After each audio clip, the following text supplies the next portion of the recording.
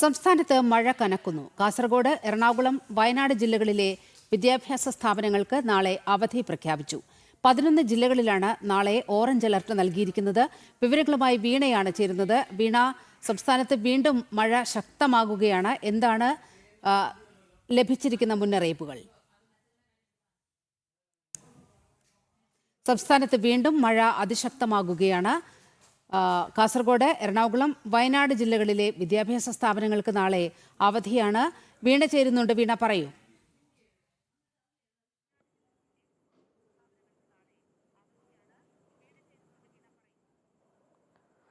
കടുത്ത ചൂടാണ് സംസ്ഥാനത്ത് ഒട്ടാകെ അനുഭവപ്പെടുന്നത്. ആ ചൂടിന് ആശ്വാസമായി സംസ്ഥാനത്ത് വരുന്ന ദിവസങ്ങളിൽ കനത്ത മഴ ലഭിക്കുമെന്നുള്ളൊരു മുന്നറിയിപ്പാണ് കേന്ദ്ര കാലാവസ്ഥാ വകുപ്പ് നൽകുന്നത്. 11 ജില്ലകളിലാണ് ഓറഞ്ച് അലേർട്ട് ഉള്ളത്. മറ്റ് 3 ജില്ലകളിൽ യെല്ലോ അലേർട്ടാണ് പ്രഖ്യാപിച്ചിരിക്കുന്നത്. കൂടാതെ തന്നെ വയനാട് ജില്ലകളിലെ പ്രൊഫഷണൽ കോളേജ് ഉൾപ്പെടെയുള്ള എല്ലാ വിദ്യാലയങ്ങൾക്കും അവധി പ്രഖ്യാപിച്ചിരിക്കുന്ന ഒരു സാഹചര്യമാണുള്ളത്.